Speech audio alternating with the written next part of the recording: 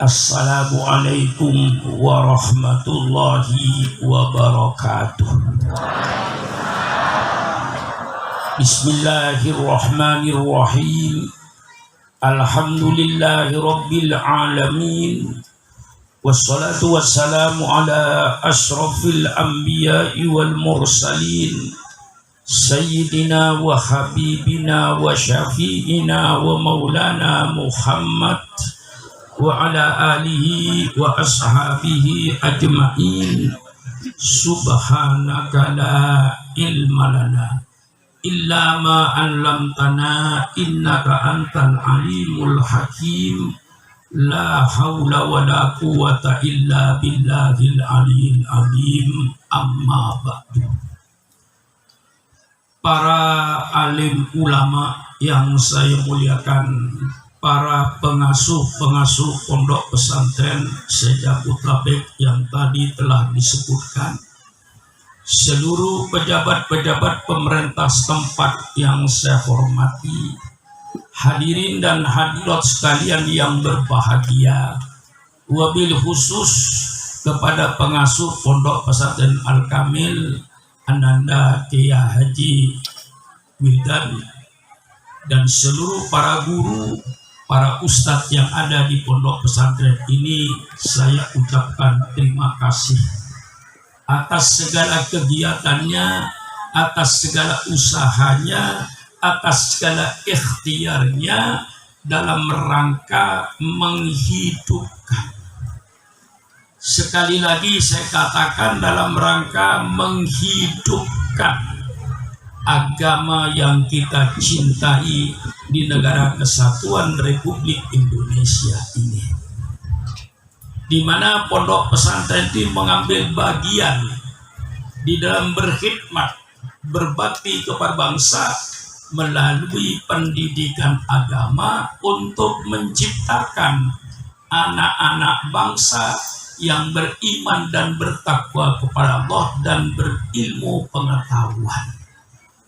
Maka ini hari yang ke-20 tahun saya ucapkan selamat atas hari ulang tahunnya, dan juga saya selalu berdoa mudah-mudahan semua pondok-pondok pesantren termasuk pondok pesantren Al-Kamil akan melahirkan putra-putra bangsa yang akan menegakkan amar ma'ruf nahi mungkar di negara kesatuan Republik Indonesia ini.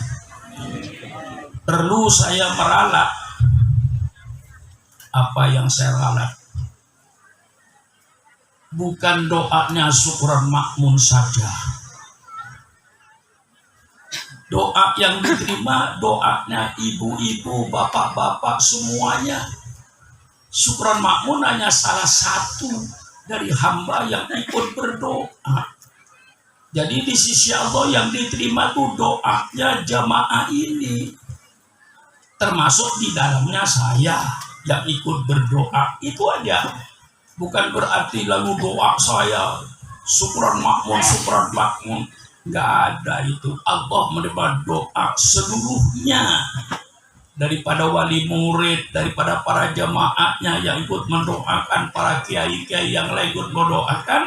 Syukron Makmun termasuk satu hamba di antara sekian ribu manusia yang ikut berdoa. Ini alhamdulillah diterima oleh Allah Subhanahu wa Ta'ala. Maka di samping peringatan 20 tahun ini diadakan peringatan Maulid Nabi besar Muhammad Sallallahu Alaihi Wasallam. Pertama kali saya akan menyampaikan dasar-dasar hukum kita mengadakan peringatan Maulid ini. Apa ada dasar hukumnya?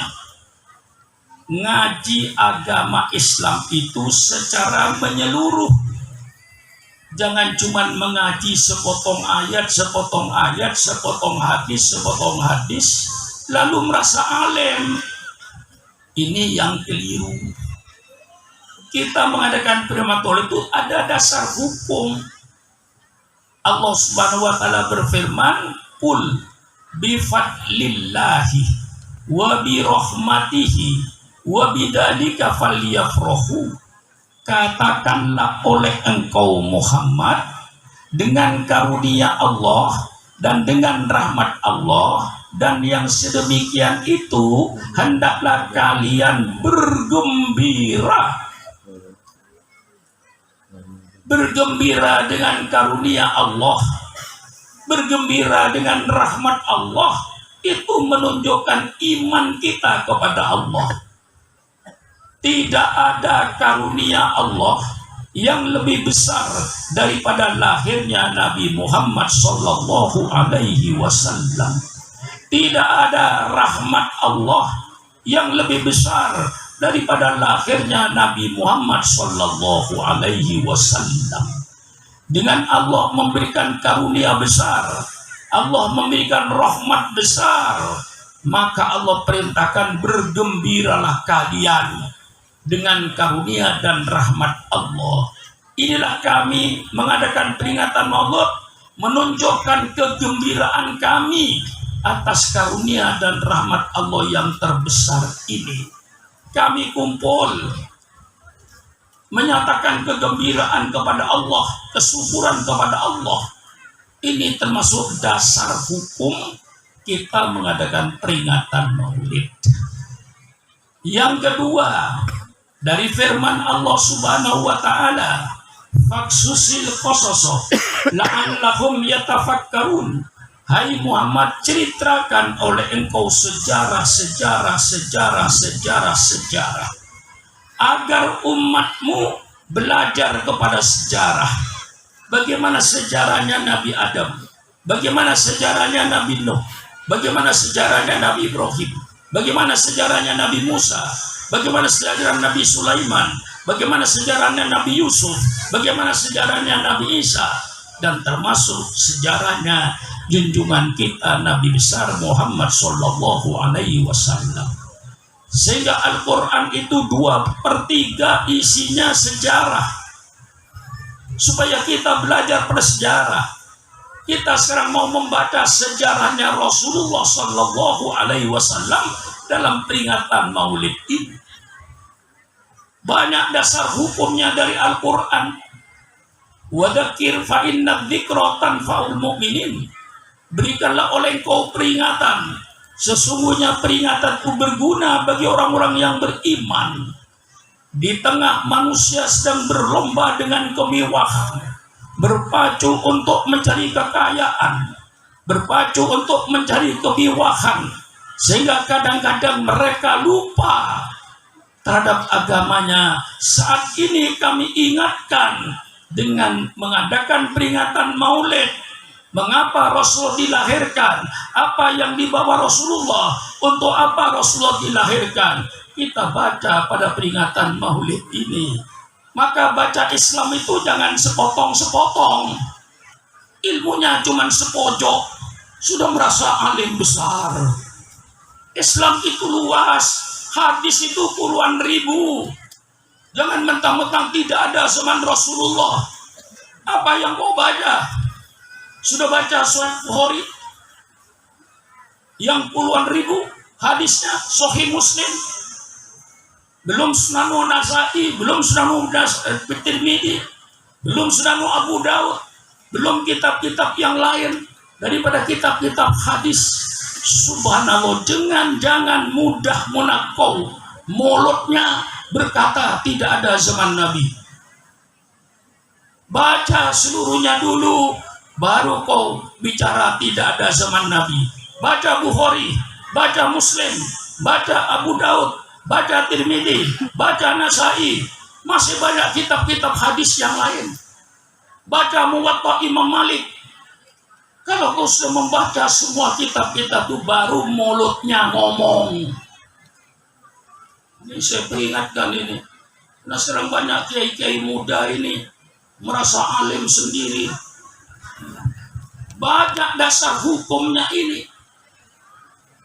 Hadis Rasulullah sallallahu alaihi wasallam an Abi Qatadah radhiyallahu an su'ilan Nabi sallallahu alaihi wasallam an shaumi yaumil itsnain faqal yaumun wulidtu fi. Ditanya Rasulullah sallallahu alaihi wasallam, mengapa engkau puasa setiap hari Senin Rasulullah? Rasulullah jawab, saya puasa hari Senin karena itu hari kelahiran saya. Jadi Nabi Muhammad memperingati kelahirannya sendiri. Setiap hari Senin dia berpuasa bersyukur kepada Allah Subhanahu wa Ta'ala. Masih banyak lagi kalau kita cari dasar hukumnya. Agar kita mengadakan peringatan Maulid Nabi besar Muhammad sallallahu alaihi wasallam. Rasulullah jadi nabi. Kalau orang banyak cerita tentang enaknya Rasulullah jadi nabi, Syukron Makmun akan cerita pahitnya Nabi Muhammad jadi nabi. Mengapa saya ceritakan pahitnya Nabi Muhammad jadi nabi? Agar kita lebih mencintai para Rasulullah sallallahu alaihi wasallam. Nabi berdakwah tidak seperti Syukron Makmun. Syukron Makmun berdakwah Masya Allah. Begitu sampai belum pidato disiapkan makanan dan minuman. Saya berdakwah ke Singapura. Turun dari pesawat, mobil sudah berderet menyambut saya. Ditidurkan saya di hotel. Dikasih makan yang enak-enak. Saya datang ke Pekanbaru, saya datang ke Pontianak, saya datang ke Banjarmasin. Subhanallah, subhanallah. Tapi nabimu ketika untuk menyebarkan Islam penuh dengan kepahitan. Dia berdakwah mula-mula dari pintu ke pintu, Bu. Untuk mengajak keluarganya dulu masuk surga. Karena apa? Diancam oleh orang kafir Quraisy. Diancam dengan kekerasan. Diancam dengan pembunuhan. Sayyidina Bilal radhiyallahu an diikat tangannya, Bu, diseret di padang pasir, di bawah terik matahari, perutnya dikasih batu, Bu, supaya dia keluar dari Islam, kembali kepada agama jahiliyahnya. Tapi iman kokoh, tengah-tengah diseret di padang pasir, di bawah terik matahari, dia berteriak, Ahad, Ahad, Ahad, Allah yang Maha Esa. Tidak luntur dengan kekejaman yang dia terima, dengan pembunuhan. Inilah yang dialami Rasulullah sallallahu alaihi wasallam. Setelah dengan kekerasan mereka tidak berhasil, tidak mampu memadamkan api Islam, justru api Islam semakin membesar, menerangi kegelapan-kegelapan kota Mekah. Mereka merubah politiknya dengan politik embargo ekonomi. Ditulis di tiang di dinding Ka'bah, seluruh bangsa Arab tidak boleh mengadakan hubungan dagang dengan umat Islam, khususnya di bidang pangan, agar Nabi Muhammad dengan pengikut-pengikutnya, sahabat-sahabatnya mati kelaparan. Ini yang diderita oleh nabimu untuk menyelamatkan umat manusia dari api neraka dengan penderitaan. Tapi ternyata embargo ekonomi pun tidak mampu memadamkan iman yang sudah berkobar di dalam hati para sahabat-sahabat Rasulullah. Maka kalau bangsa Libya, bangsa Irak pernah diembargo ekonominya oleh Amerika Serikat, saya katakan, hai bangsa Libya, hai bangsa Irak, bukan kalian yang pertama kali merasakan pahitnya embargo ekonomi. Nabimu 1400 tahun yang lalu mengalami embargo ekonomi ini yang sangat pahit. Tapi embargo ekonomi tidak mampu memadamkan iman, api Islam, yang mulai tumbuh di dadanya para sahabat-sahabat Rasulullah.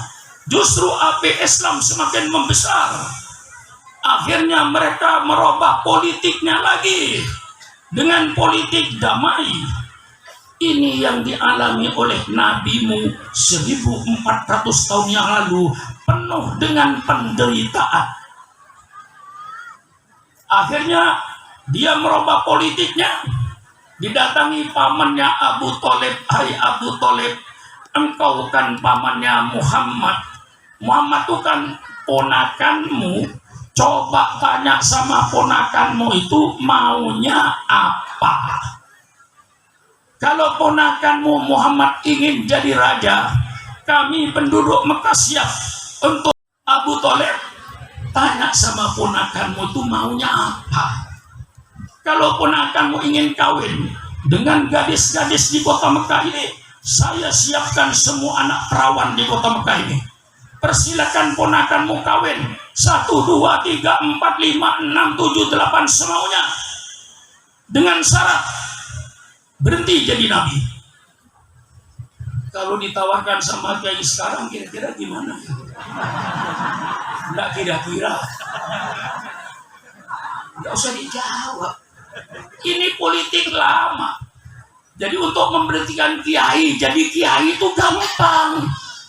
Kasih jabatan, kasih kedudukan, sudah berhenti jadi kiai. Misalnya Supron Makmun diangkat jadi menteri luar negeri. Tentu saya keliling 300 negara, 1 tahun belum habis. Diundang oleh Kiai Wildan untuk maulid. Oh, nggak ada, pakai ada di Jerman. Diundang lagi ada di Cina. Diundang lagi ada di Jepang. Saya Supron Makmun jadi kiai dengan diangkat jadi menteri luar negeri. Gimana? Jadi ini bukan politik baru, politik lama ini, politik kuno. Rasulullah sudah digitukan, sudah ditawarkan seperti itu. Tapi tergantung kepada orangnya. Bisa saja kiai jadi pejabat positif, bagus. Misalnya Supron Makmun dijadikan menteri dalam negeri. Setelah Supron Makmun jadi menteri dalam negeri, saya pakai kekuasaan saya. Mumpung saya jadi menteri dalam negeri, semua gubernur, semua bupati, semua camat yang beragama Islam tiap malam Jumat wajib yasinan, wajib tahlilan, wajib marhabanan demi kesejahteraan negara. Kalau tidak, saya copot kau jadi bupati, saya gubernur. Wah, serem ini. Positif, betul apa tidak? Saya jadi gubernur, atas nama gubernur, mau apa kau? Kira-kira kalau begini bagus lah kira-kira. Tetapi biasanya kalau sudah dikasih kedudukan, gak enakan, ya sudah tidur. Betul-betul berhenti jadi kiai. Hanya menikmatin gajinya aja tiap bulan. Na'udzubillah, na'udzubillah. Ini politik yang dihadapi Rasulullah Sallallahu Alaihi Wasallam. Akhirnya karena semua taktik dan politik gagal, politik kekerasan gagal, politik embargo ekonomi gagal, politik perdamaian gagal. Akhirnya orang kafir Quraisy mengadakan musyawarah. Bagaimana caranya membendung Muhammad ini? Karena kalau dibiarkan, agama kita akan habis. Mereka akan memeluk agama Islam semua. Bagaimana caranya? Mereka mengadakan rapat. Kalau saudara haji, insya Allah 50 atau 100 meter dari Pancoran Emas itu, di situ dulu dijadikan ruang untuk rapat tokoh-tokoh Quraisy. Dalam tafsir Tabari ditulis bahwa ketika rapat itu iblis hadir berupa manusia. Abu Jahal menguraikan politiknya, Dengan kekerasan gagal, embargo ekonomi gagal, ditawarkan harta, tahta, wanita gagal. Maka kata Abu Jahal, baiknya Muhammad itu ditangkap, masukkan penjara, masukkan satu rumah, letakkan di dalam, kunci dari luar, masukkan penjara. Ini namanya kriminalisasi. Jadi kriminalisasi itu bukan teori baru. Kalau ada kiai ditangkap tanpa salah, ada Habib dimasukkan penjara tanpa salah, itu bukan politik sekarang. Politiknya Abu Jahal, politiknya Abu Lahab. Tangkap Muhammad, masukkan penjara. Iblis berkata, pendapatmu tidak benar. Sebab apa? Muhammad itu bangsa Quraisy, bangsa yang terhormat di negeri ini. Kalau ada anggotanya di penjara, tentu bangsanya akan menjaga kehormatannya. Pasti Muhammad nanti dikeluarkan oleh bangsanya, oleh bangsa Quraisy. Dan kalau bangsa Quraisy yang berbuat, kami seluruhnya bangsa Arab tidak bisa berbuat apa-apa. Karena bangsa yang dimuliakan di tanah Arab ini. Sia-sia kau menangkap Muhammad. Lalu Abu Jahal berkata, kalau ditangkap Muhammad tidak ada gunanya. Sekarang Muhammad usir saja ke luar negeri. Wah, hebat ini rapat politiknya. Usir ke luar negeri. Jangan Anda di negeri Mekah ini. Iblis angkat tangan lagi. Ini usul sangat berbahaya. Kalau Muhammad diusir ke luar negeri, nanti di luar negeri dia banyak pengikutnya, pasti negara kami diserang dari luar negeri. Bahaya ini politik. Benar Iblis. Misalnya Supran Makmun dipindah, diusir dari Jakarta, saya pindah ke Malaysia atau ke Brunei. Di situ saya punya pengikut banyak, saya gempur Indonesia ini. Betul atau tidak? Cerdas Iblis ini. Berbahaya. Muhammad diusir ke luar negeri, ditangkap tidak ada gunanya, diusir ke luar negeri berbahaya. Dengan kekerasan gagal, embargo ekonomi gagal, ditawarin harta, tahta, wanita gagal, di penjara tidak ada gunanya, diusir ke luar negeri berbahaya. Akhirnya Abu Jahal ngambil keputusan, kalau begitu caranya bunuh saja Muhammad hari ini. Iblis angkat tangan, ini pendapat yang benar. Itu nabimu 1400 tahun yang lalu yang dialami. Untuk apa? Untuk menyelamatkan kita dari api neraka. Sampai nyaman berkorban seperti itu. Akhirnya dikepunglah rumah Rasulullah itu dengan semua anak-anak muda, dengan pedang terhunus. Perintahnya Abu Jahal, asal Muhammad keluar, jangan kasih kesempatan berbicara, langsung potong lehernya. Itu perintah Abu Jahal. Mereka menjaga sekeliling rumah itu dengan pedang terhunus. Suasana yang sangat mencekam, malam yang gelap gulita, yang dikepung dengan pedang. Rasul berada dalam rumah ini dalam keadaan yang sangat mencekam, menakutkan. Ini nabimu 1400 tahun yang untuk menyelamatkan Anda dari api neraka. Beliau yang berkorban sebegitu jauh. Lalu apa balasan kita pada beliau? Ini saya tampakkan pahitnya Nabi Muhammad jadi nabi. Malam yang mencekam itu, Bu, turun malaikat Jibril. Hai Rasulullah, perintah Allah, malam ini kau tinggalkan kota Mekah.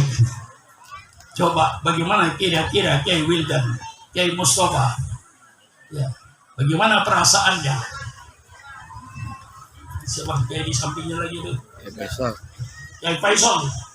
Gimana seandainya Anda waktu itu jadi nabi keadaannya? Seandainya Syukran Makmun, tuh kiai lagi itu. Jamhuri. Sama? Jamhuri. Kiai Jamhuri. Anak kiai lagi ini sampai saya, siapa ini? Kuralwan. Kiai Alwan Surya. Seandainya Anda malam itu kayak Rasulullah, gimana perasaan Anda? Allah. Diperintahkan keluar rumah, sekelilingnya pedang, tidak ada langkah yang dia bisa selamatkan. Allah perintahkan, dengan perintah Allah Rasulullah ngambil pasir, ngambil lagi batu-batu kecil-kecil, dia baca ayat kursi, dia baca surat Al-Ikhlas, dia baca surat Al-Mu'adatain, dia baca sebagian surat Yasin. Wa ja'alna min baini aydihim saddan wa min khalfihim saddan fa'usainahum fahum la yubsirun. Keluar Rasulullah selamat, mereka dalam keadaan tertidur. Seandainya ada satu yang terbangun, pasti Rasulullah mati, dipenggal lehernya. Subhanallah, langsung ke rumahnya Abu Bakar Siddiq radhiyallahu anhu. Abu Bakar Siddiq kaget. Tengah malam Rasulullah datang, ada apa Rasulullah? Hai Abu Bakar, malam ini saya dan kau diperintahkan oleh Allah untuk meninggalkan kota Mekah ini. Inilah permulaan hijrahnya Rasulullah. Kota Mekah yang dicintai Rasulullah sebagai kota kelahirannya, malam itu disuruh tinggalkan. Abu Bakar Siddiq mendengar perkataan Rasulullah, ya Rasulullah, kalau ini yang sudah perintah Allah, mari kita tinggalkan kota Mekah ini. Abu Bakar tidak memikirkan keluarganya, Abu Bakar tidak memikirkan hartanya, Abu Bakar tidak memikirkan keluarga miliknya. Dia tinggalkan semua karena cinta Rasulullah Sallallahu Alaihi Wasallam. Inilah Abu Bakar yang membuktikan hadis Rasulullah Sallallahu Alaihi Wasallam, la yu'minu ahadukum hatta akuna ahabba ilaihi min malihi wa walidihi wa nasi ajmain. Tidak sempurna iman seseorang, tidak sempurna iman seseorang sehingga aku, kata Rasulullah, lebih dicintai olehnya daripada hartanya, daripada anaknya, daripada bapaknya, dan dari seluruh manusia yang ada. Kecintaan kepada Rasulullah di atas segala kecintaan. Itulah para sahabat. Dibuktikan. Maka saya tidak melarang ibu-ibu mencintai suaminya. Saya tidak melarang bapak-bapak mencintai istrinya. Saya tidak melarang bapak ibu mencintai hartanya. Saya tidak melarang bapak ibu mencintai anaknya. Cuman kecintaan kepada Rasulullah di atas segala kecintaan yang ada, itu baru menunjukkan imannya sempurna. Kalau kecintaannya pada Rasulullah di atas segala kecintaan, Bu, matanya melotot dipanggil nggak nyaut. Maaf Bu, di tempat saya Bu, kalau matanya melotot dipanggil tidak nyaut, itu namanya ikan asin Bu. Bu, cinta nggak sama suaminya?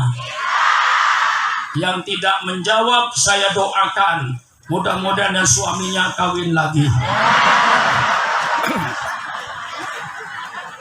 Kalau sudah tidak cinta, apa salah saya suruh kawin lagi? Saya ulang yang tadi batal Bu. Saya ulang sekali lagi. Yang tidak menjawab, mudah-mudahan suaminya kawin lagi. Bu, cinta nggak sama suaminya? Maaf Pak, jangan kawin lagi Pak. Pak, jangan kawin lagi.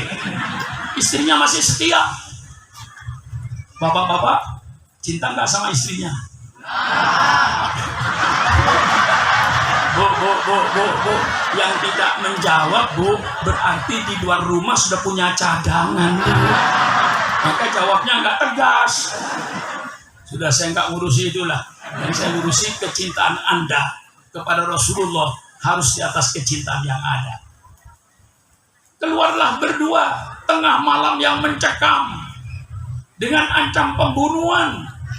Mereka berdua berjalan menuju Jabal Thur. Sampai di Gua Thur, Rasulullah ngajak Abu Bakar, ayo kita istirahat di sini. Jalan kaki itu kira-kira dari rumah Rasulullah dulu Sukul Lail, kira-kira ke Jabal Thur itu perjalanan 5-6 kilometer. Istirahatlah mereka berdua. Paginya Abu Jahal datang. Mana kepalanya Muhammad? Mereka jawab, Muhammad belum keluar. Tidak mungkin. Sebelum subuh sudah keluar Muhammad ke masjid. Dibuka pintu, Nabi tidak ada. Yang ada Sayyidina Ali. Hai Ali, kemana Muhammad? Saya tidak tahu, saya tidur. Kemudian Abu Jahal mengadakan sayembara. Barang siapa yang menemukan Muhammad hidup atau mati, hadiahnya 300 unta. Satu unta kalau di Jatiwuwung ini sama dengan 3 kerbau. Berarti hadiahnya 900 kerbau. Mereka berlomba mencari Nabi Muhammad. Ketahuan di padang pasir ada 4 kaki. Ini pasti kakinya Muhammad. Dengan Abu Bakar telusuri. Wa makaru wa makarallah wallahu khairul makirin. Mereka membuat tipuan. Allah Subhanahu wa ta'ala yang akan menjawab tipuan itu dengan sebaik-baiknya. Allah perintahkan labah-labah bikin sarang yang rapi. Allah perintahkan merpati bertelur. Begitu pagi-pagi dia sampai di mukanya Gua Thur, semuanya teriak. Tidak ada orang, tidak ada orang, tidak ada orang. Itu sarang laba-laba tidak robek. Kalau ada orang mesti robek sarang laba-laba itu. Tidak mungkin merpati bertelur tenang begitu kalau ada orang. Pasti tidak ada orang. Mereka balik. Inilah wa yamkuruna wa yamkurullah wallahu khairul makirin. Terjadi. Di situ Rasulullah 3 hari tidak keluar. Kalau hari pertama keluar mesti kekejar. Hari kedua keluar mesti kekejar. Hari ketiga mereka sudah lemah mencarinya. Rasulullah Shallallahu Alaihi Wasallam tidak lewat jalan yang biasa. Kalau Ananda Haji Multazam mimpin umroh, ya, jalannya di jalan yang biasa. Rasulullah tidak berjalan di situ. Di jalan di gunung-gunung itu. Naik gunung, turun gunung. Naik gunung, turun gunung. Jalan yang tidak dijalanin orang. Agar tidak ketemu di mana Rasulullah berada oleh bangsa Quraisy. Itu penderitaannya. Bayangkan Bapak. Bapak yang naik ke bus, pakai AC, masih berseru. Naik ke bus dari Makkah ke Madinah. Pakai AC, masih ngeluh lagi. Ini segala macam. Nabi mau jalan kaki dari Mekah ke Madinah, tidak lewat jalan yang rata, lewat bukit-bukit yang turun naik itu. Itu nabimu 1400 tahun yang lalu menderita. Demi siapa? Demi menyelamatkan umat dari api neraka. Itu jasa nabimu. Apa jasamu sekarang? Dibanding dengan perjuangan Rasulullah Shallallahu Alaihi Wasallam. Sampai di Madinah, Rasulullah disambut dengan umat Islam di Madinah dengan meriah. Disitulah Rasulullah mulai menyampaikan agama Allah secara terang-terangan dan terbuka.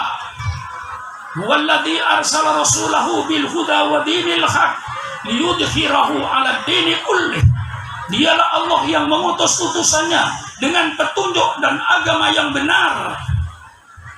Untuk apa? Liyudhhirahu 'ala dini kullih. Kewajiban Supran Makmun memperlihatkan ajaran Islam. Kewajiban Supran Makmun menawarkan ajaran Islam. Kewajiban Supran Makmun menyampaikan ajaran Islam, menawarkan, mengiklankan. Ini kewajiban para ulama. Perlihatkan Islam ini kepada bangsamu.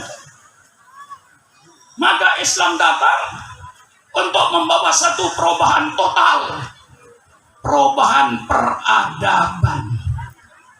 Ini datangnya Nabi untuk merubah satu peradaban. Nabi Muhammad tidak membawa agama baru. Nabi Muhammad tidak membawa agama baru. Nabi Muhammad itu menyelesaikan bangunan agama yang sudah dibangun oleh nabi-nabi sebelumnya.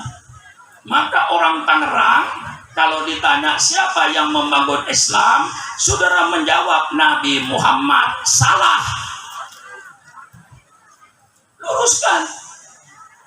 Kalau ditanya siapa yang membangun Islam, jawabannya yang membangun Islam 25 Rasul.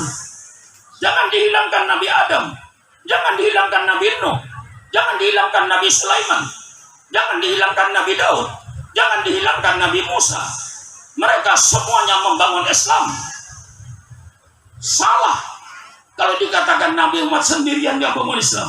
Islam dibangun oleh 25 Rasul. Ini saya luruskan karena banyak yang salah. Nabi tidak membawa agama baru. Allah hanya menurunkan satu agama. Allah tidak zalim. Dalam hadis qudsi Allah Subhanahu wa taala menyatakan, "Inni haramtu dzulma ala nafsi." Saya mengharamkan perbuatan zalim atas diri saya. Walaupun Allah itu Maha Kuasa, berbuat apa saja bisa, tapi Allah tidak akan berbuat zalim. Inni haramtu dzulma ala nafsi wa ja'altuhu muharraman bainakum fala tadzalamu. Saya jadikan zalim itu haram di antara kalian, maka kalian jangan berbuat zalim di antara kalian. Saya yang Tuhan, saya yang Allah, saya haramkan pada diri saya berbuat zalim. Kalau Allah menurunkan banyak agama, berarti Allah zalim, ngadu umatnya. Saya luruskan. Allah hanya menurunkan satu agama, agama Islam. Nabi Adam datang berseru agar umatnya beriman kepada Allah Subhanahu wa taala, sujud kepada Allah, pencipta alam semesta, bukan sujud kepada Nabi Adam. Dan Nabi Adam bersama kaumnya sujud kepada Allah. Islam. Datang Nabi Nuh. Nabi Nuh tidak membawa agama baru. Nabi Nuh mengajak umatnya beriman kepada Allah Subhanahu wa taala, pencipta semesta. Sujud kepada Allah, bukan sujud kepada Nabi Nuh. Dan Nabi Nuh bersama-sama dengan umatnya sujud kepada Allah. Islam. Datang Nabi Ibrahim. Nabi Ibrahim tidak membawa agama baru. Nabi Ibrahim mengajak umatnya beriman kepada Allah, pencipta alam semesta. Sujud kepada Allah, bukan sujud kepada Nabi Ibrahim. Dan Nabi Ibrahim bersama-sama dengan umatnya sujud kepada Allah. Islam. Datang Nabi Musa alaihissalam. Nabi Musa datang mengajak umatnya beriman kepada Allah, pencipta alam semesta. Sujud kepada Allah, bukan sujud kepada Nabi Musa. Dan Nabi Musa bersama-sama dengan umatnya sujud kepada Allah. Islam. Datang Nabi Isa, yang saudara kita disebut Yesus Kristus. Nabi Isa datang tidak membawa agama baru. Nabi Isa datang mengajak umatnya beriman kepada Allah, pencipta alam semesta. Sujud kepada Allah, bukan sujud kepada Nabi Isa. Dan Nabi Isa bersama-sama dengan umatnya sujud kepada Allah. Islam. Datang Nabi Muhammad sallallahu alaihi wasallam, tidak membawa agama baru. Nabi Muhammad mengajak umatnya beriman kepada Allah, sebagaimana Nabi Isa, sebagaimana Nabi Musa, sebagaimana Nabi Ibrahim. Nabi Muhammad mengajak umatnya beriman kepada Allah, sujud kepada Allah. Nabi Muhammad bersama-sama dengan umatnya sujud kepada Allah Subhanahu wa taala. Islam, agama Allah satu, Islam. Gimana? Mantap. Apa bedanya Pak Kiai? Nggak ada bedanya. Hanya syariat Allah itu tidak diturunkan sekaligus. Kalau diturunkan sekaligus, ada yang ngerjakan. Zaman Nabi Adam tidak ada undang-undang nyolong. Mengapa zaman Nabi Adam tidak ada undang-undang nyolong? Karena tidak ada orang nyolong. Mengapa tidak ada orang nyolong? Karena tidak ada orang. Ya Mustafa, siapa yang mau nyolong? Hah? Siapa yang mau dipotong tangannya? Enggak ada. Zaman Nabi Adam, undang-undang perkawinan tidak sesempurna kita. Zaman Nabi Adam, kakak kandung boleh kawin dengan adik kandung. Adik kandung kawin dengan kakak kandung. Zaman Nabi Adam boleh. Kalau di Jatiuwung ada orang ingin kawin dengan adiknya sendiri atau dengan kakaknya, itu orang salah lahir. Mestinya lahirnya zaman Nabi Adam itu. Datang Nabi Nuh, sempurnakan. Datang Nabi Ibrahim, sempurnakan. Datang Nabi Daud, sempurnakan dengan kitab Tauratnya, dengan kitab Zaburnya. Datang Nabi Musa, disempurnakan dengan kitab Tauratnya. Datang Nabi Isa, Islam disempurnakan dengan kitab Injilnya. Datang Nabi Muhammad Sallallahu Alaihi Wasallam, semua kitab yang ada ditarik oleh Allah. Mencari kitab Injil yang asli di pojok bumi tidak bakalan ketemu. Cari kitab Taurat di pojok bumi tidak bakalan ketemu. Mencari Taurat sudah mendapat 500 manuskrip Taurat yang disusun oleh pendeta-pendeta itu. Saudara mencari kitab Injil yang asli, tidak bakalan ada. Yang ada Injil yang ditulis oleh manusia-manusia belakangan. Saudara mendapatkan 5 kitab Injil. 4 kitab Injil dikatakan sah, 1 Injil tidak dikatakan sah dan dilarang dibaca. Injil Matius ditulis oleh orang namanya Matius. Injil Lukas ditulis oleh orang yang bernama Lukas. Injil Markus ditulis oleh orang yang bernama Markus. Injil Yahya ditulis oleh orang yang bernama Yahya. Susunan kitabnya tidak sama, bahasanya juga tidak sama, susunannya tidak sama, karena yang nulis manusia. Injil Matius tidak sama dengan Injil Markus. Injil Markus tidak sama dengan Injil Yahya. Injil Yahya tidak sama dengan Injil Lukas. Tapi mereka menyatakan 4 Injil itu asli, persilahkan. Kita tidak usah menyalahkan, persilahkan. 1 Injil dilarang dibaca oleh dia, namanya Injil Barnabas. Siapa yang nulis? Orang namanya Barnabas. Mengapa Injil itu dilarang oleh gereja? Mengapa dilarang? Karena isinya mirip Al-Quran. Yang disalib itu bukan Nabi Isa. Yang disalib itu namanya Yudas Iskariot. Yang mukanya oleh Allah diserupakan dengan Nabi Isa. Suaranya disamakan dengan Nabi Isa. Kemudian dialah yang ditangkap dan dialah yang disalib. Nabi Isa diselamatkan oleh Allah. Ini dalam Injil Barnabas yang saya baca. Nah, datangnya Nabi Muhammad ini dengan Al-Quran sempurna. Kalau ilmu bangunan, Kiai, Nabi Muhammad itu istilahnya finishing.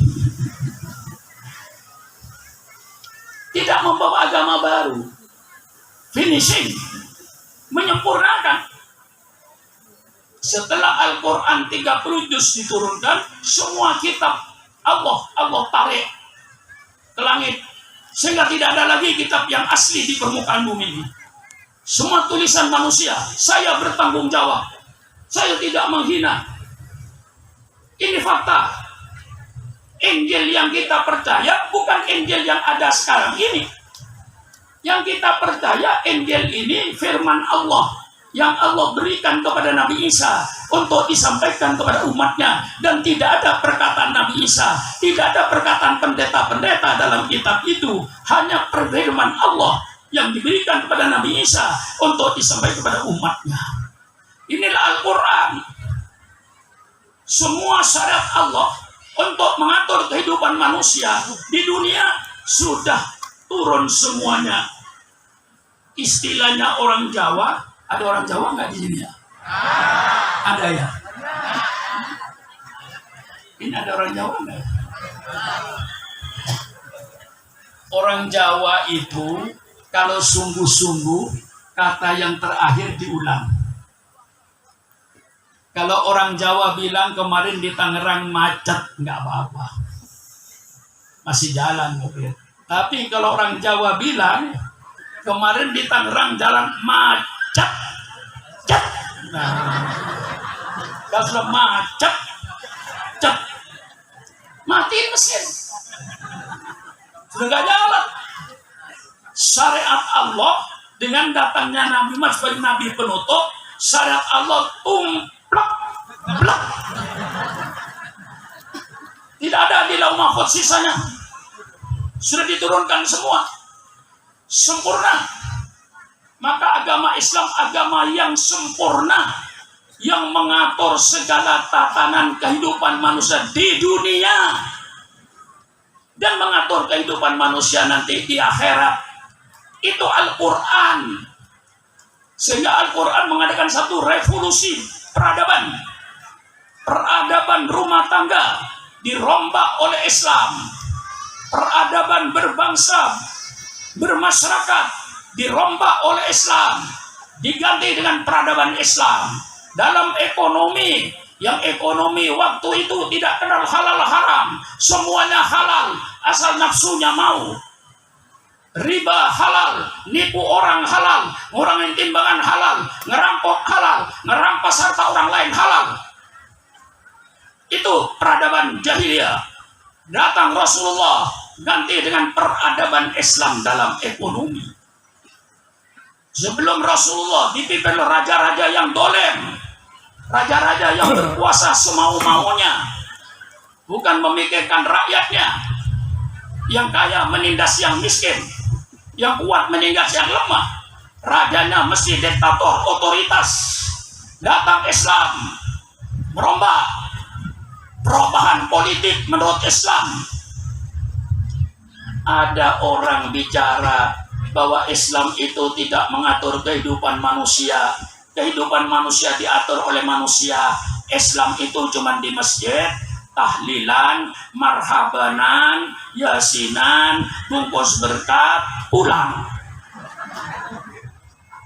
Itu anggapan mereka. Anggapan kaum sekuler. Orang sekuler itu orang yang tidak mengerti Islam. Hai orang-orang sekuler, berhadapan dengan super anakmu, jangan kau ngomong semaunya tentang Islam. Kau tidak tahu Islam.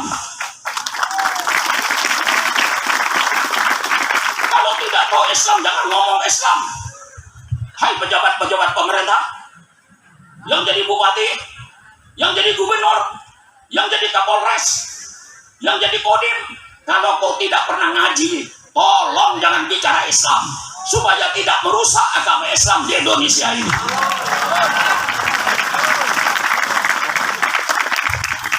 Tapi kalau bupatinya pernah santren di Tebuireng, kodimnya pernah ngaji di Pondok Pesantren Darul Mustafa, misalnya kodimnya pernah pesantren di Banten, persilakan bicara agama.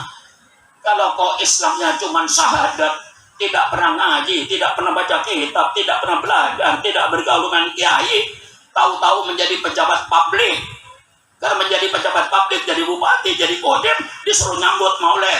Hei pejabat-pejabat pemerintah, yang engkau tidak ngaji, jangan bicara Islam di depan umat Islam. Ini yang merusak Islam di Indonesia ini.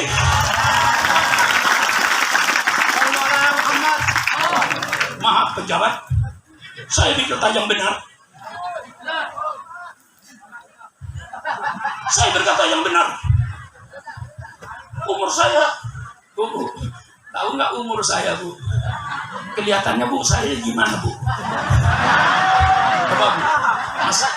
Masih muda nggak Bu? Jangan macam-macam kok. Yang bilang Pak Supron masih gagah, masih muda, itu berarti kau naksir saya. Itu namanya perempuan mata keranjang. Umur saya sudah 86 tahun. Mau jadi bupati sudah terlambat. Mau jadi gubernur sudah ketuaan. Jadi bupati ketuaan. Mau jadi presiden sudah ketuaan. Di hadapan saya tidak ada. Mungkin kalau saya dulu umur 30 tahun, mungkin ingin jadi bupati, ingin menjadi gubernur, ingin menjadi jenderal. Sekarang itu sudah habis semuanya. Tinggal kuburan depan saya. Gak ada lagi. Kalau kayak Mustafa mungkin ada keinginan jadi gubernur barangkali. Ya. Masih mau jadi gubernur. Ya mungkin aja. Masih muda. Ya kalau saya mau jadi apa? Tinggal kuburan. Maka sekarang sebelum saya meninggal dunia, saya tidak akan meninggalkan kedoliman di permukaan bumi ini. Semua yang dolem akan saya berantas menurut kemampuan saya. Ini kaum sekuler, tolong jangan bicara agama.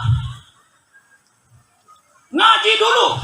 Datang kepada Supron Makmun, hai kaum sekuler, datang ke rumah saya, bicara tentang agama. Enggak ngerti agama. Lalu agama kata kaum sekuler, agama itu cuma di dalam masjid Pak. Sujud, dzikir, tahlilan, marhabanan, bungkus berkat, pulang. Lainnya tidak ada. Islam tidak urus ekonomi. Islam tidak urus politik. Maka selama ini kiai-kiai di Indonesia dikadalin. Apa dikadalin? Apa hubungannya kadal dengan bohong? Oh ya, bohong ya, kadal itu ada bohongnya. Karena berubah-ubah warna. Jadi munafik. Warnanya nggak tetap. Apa? Yang namanya apa? Oke, kayak bunglon. Dikadalin. Kiai, jangan bicara politik, Kiai. Kiai urusan pondok saja. Politik itu kotor, Kiai. Politik itu jahat, Kiai. Kiai bersih. Jangan mencampuri politik, Kiai. Rusak nanti, Kiai. Hebat. Kiainya ngangguk lagi, sama-sama beloonnya. Siapa bilang Islam tidak mengatur politik? Hari ini saya fokus kepada politik. Perubahan rumah tangga saya tunda. Perubahan ekonomi saya tunda. Perubahan bermasyarakat saya tunda. Bagaimana peradaban Islam dalam rumah tangga? Bagaimana peradaban Islam dalam ekonomi? Bagaimana peradaban Islam dalam bermasyarakat? Saya tunda. Bagaimana peradaban Islam dalam bernegara? Mari contohkan Rasulullah negara Madinah yang dibangun oleh Rasulullah Sallallahu Alaihi Wasallam. Apakah hukum tata negara mengambil dari Rasulullah? Saya tidak tahu. Tapi hukum tata negara yang ada sekarang, satu negara dikatakan negara kalau ada 4 unsur. 1, ada teritorial, daerah yang dikuasai. 2, ada penduduk. 3, ada pemimpin. 4, ada undang-undang yang dipakai. Dengan 4 unsur ini, maka dikata tata negara di abad modern ini disebut negara. Rasulullah memenuhi persyaratan.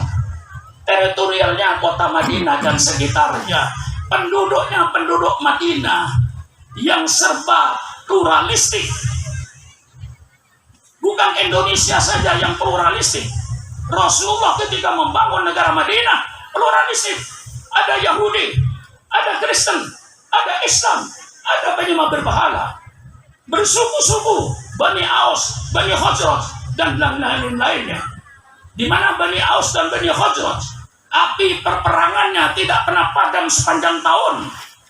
Begitu Islam masuk, padam api peperangan antar suku, antar bangsa. Rasulullah menghadapi negara yang pluralistik. Oleh sebab itu lalu Rasulullah bikin namanya Piagam Madinah. Piagam Madinah ini dibikin untuk menyatukan bangsa yang Bhinneka Tunggal Ika. Jadi bukan kita punya istilah Bhinneka Tunggal Ika. Zaman Rasulullah sudah Bhinneka Tunggal Ika. Ada Bani Aus, ada Bani Khazraj, ada Bani bermacam-macam.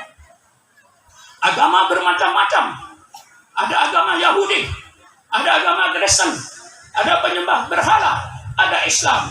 Rasul jadikan satu bangsa Madinah yang hidup rukun dan damai walaupun berbeda-beda agama. Inilah dalam Piagam Madinah, sehingga mereka bersatu. Alhamdulillah di Indonesia yang kita pluralistik, bermacam-macam suku dan agama, kita ikat dengan yang namanya Pancasila, menjadi satu bangsa. Dalam Piagam Madinah, hak minoritas dilindungi sehingga mereka merasa aman. Yahudi merasa aman, Kristen merasa aman. Zaman Rasulullah tidak diganggu. Umat Islam tidak usah diajar toleransi. Yang perlu diajar toleransi agama lain. Agama Islam paling ngerti toleransi. Dan kita sudah praktekkan toleransi itu ratusan tahun. Di Indonesia tidak pernah ada perang Islam Kristen, tidak pernah ada perang Islam Hindu, tidak pernah ada perang Islam Buddha, tidak pernah ada perang Islam dengan agama lain. Islam ratusan tahun sudah menunjukkan toleransinya. Umat Islam tidak usah diajar toleransi. Kami yang paling mengerti toleransi. Umat yang lain yang perlu diajar supaya tahu toleransi. Kok toleransi diamalkan kepada umat Islam? Seolah-olah umat Islam tidak toleransi. Kita sudah membuktikan ratusan tahun kita toleransi di Indonesia. Betul apa tidak? Betul apa tidak? Berapa ratus tahun kita hidup dengan umat Kristen? Tidak pernah ada perang umat Islam melawan Kristen, Kristen melawan Islam. Tidak pernah. Kita hidup rukun karena kita ngerti toleransi. Cuman jangan kebablas. Ini toleransi yang diajarkan, toleransi kebablas. Semua agama sama, semua agama benar, semua agama masuk surga.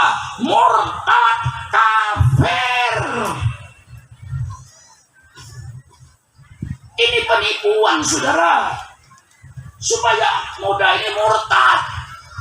Semua agama sama, semua agama benar, agama apapun saja nanti masuk surga. Yang sholat subuh masuk surga, yang tidak sholat subuh masuk surga. Surganya sama. Milih yang mana? Milih sholat subuh apa tidak sholat subuh? Hah? Milih yang mana? Milih sholat subuh, goblok. Yang puasa Ramadan masuk surga, yang tidak puasa Ramadan masuk surga. Milih yang mana? Ini pemurtatan intelektual. Secara logika dia memurtadkan umat Islam. Sekarang namun paham kemana arah mau ngomong. Arah mau ngomong ke pemurtatan umat Islam di Indonesia. Agama tidak sama. Karena tidak sama ini perlu toleran. Perlu toleran. Kalau sama nggak perlu toleransi, sudah sama. Subhanallah. Kira-kira orang yang berkata semua agama sama ini kira-kira matanya melek nggak kira? Kira-kira matanya melek nggak kira-kira? Terpaksa saya marah. Karena ini pemurtatan. Ibadat tidak sama. Orang Kristen, saudara-saudara kita yang kita hormati, pergi ke gereja hari Minggu, sepatunya dipakai, betul apa tidak? Laki-laki perempuan kumpul, betul apa tidak? Di situ ada doa, betul apa tidak? Di situ ada nyanyian. Kita hormati mereka. jangan kita ganggu mereka ke gereja. Orang Islam hari Jumat pergi ke masjid, sepatunya dipakai apa tidak? Laki-laki perempuan kumpul apa tidak? Masjid ada nyanyian apa tidak? Saya tanya kepada Anda, hai umat Islam, samakah ibadatnya orang Kristen yang ke gereja pada hari Minggu dengan ibadatnya orang Islam yang ke masjid pada hari Jumat? Sama apa tidak? Sama apa tidak? Sama apa tidak? Mengapa kau katakan semua agama sama? Matamu yang buta.